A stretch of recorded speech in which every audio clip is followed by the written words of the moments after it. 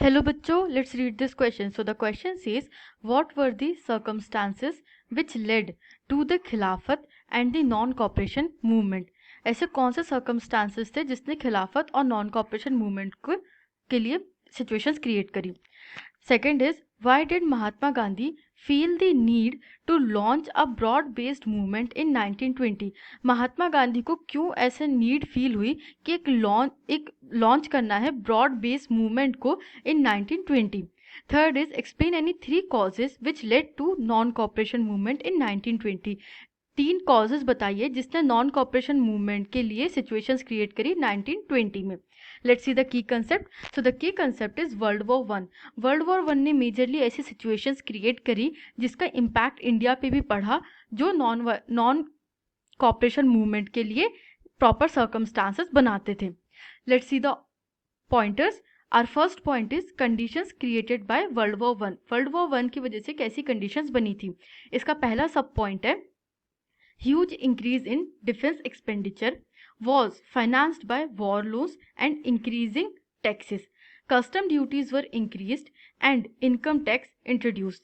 अब जब भी वॉर होता है तो बहुत एक्सपेंडिचर होता है, तो डिफेंस एक्सपेंडिचर जो ब्रिटिश गवर्नमेंट का था वो भी बढ़ गया ड्यू टू वॉर, और उसको फाइनेंस किया, उसको कवर अप कैसे किया, by the war loans and increasing taxes बढ़ा करके, इंडियन लोगों के ऊपर टैक्सेस बढ़ा करके और वॉर लोन से उसको कवर अप किया.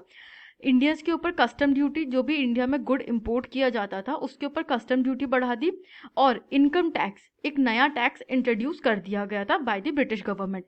Due to war prices increased many times leading to extreme hardships for common people. अब जैसे ही ब्रिटिशर्स ने ये कस्टम ड्यूटी बढ़ाई, तो कस्टम ड्यूटी किस पे बढ़ती है, गुड्स एंड सर्विसेज पे, जो भी इंपोर्ट कराते हैं आप उस पे. इसकी वजह से क्या हुआ, जो प्राइसेस थे गुड्स और सर्विसेज के वो बहुत ज़्यादा इंक्रीज हो गए, और जो कॉमन लोग थे, कॉमन पीपल थे, उनके ऊपर भी हार्डशिप्स बढ़ गई.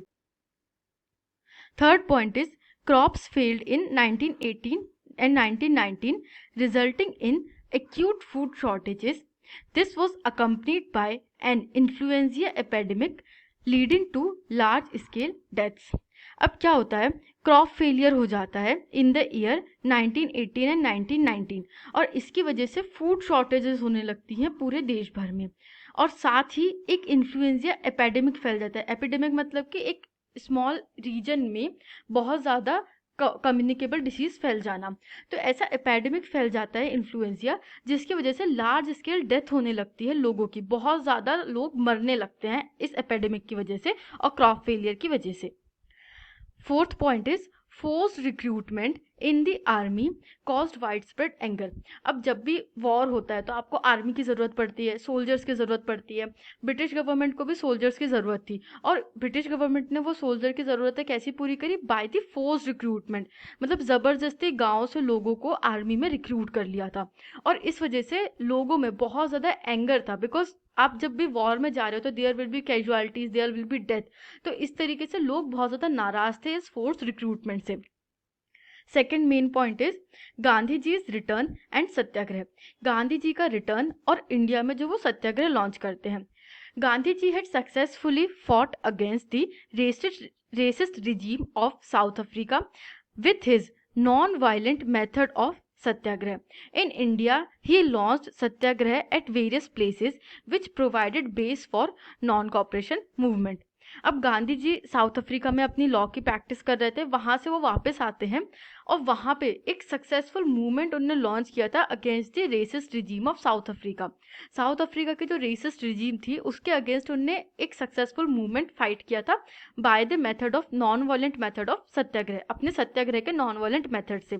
इंडिया में भी आकर के उन्होंने इसी नॉन वायलेंट मेथड से बहुत सारी जगह पर सत्याग्रह लॉन्च किया, जो एक स्ट्रॉन्ग बेस बन गया. सत्याग्रह एक स्ट्रॉन्ग बेस बन गया नॉन कॉपरेशन मूवमेंट के लिए. Let's see the third main point, the Rowlatt act and the Jallianwala Bagh massacre. अब क्या होता है, रॉलेट एक्ट इंट्रोड्यूस करती है ब्रिटिश गवर्नमेंट, और उसके बाद एक ब्रूटल इंसिडेंट होता है जलियनवाला बाग मैसेकर का. The act was passed by the imperial legislative council to repress the political activities. People had gathered to protest against the new act in Jallianwala Bagh, where General Dyer opened fire at the unarmed innocent people. These incidents added fuel to the fire. एक Rowlatt act पास करती है imperial legislative council India में, जिसका main motive था कि political activities को repress करना और पॉलिटिकल लीडर्स को जेल में कंटेन करना।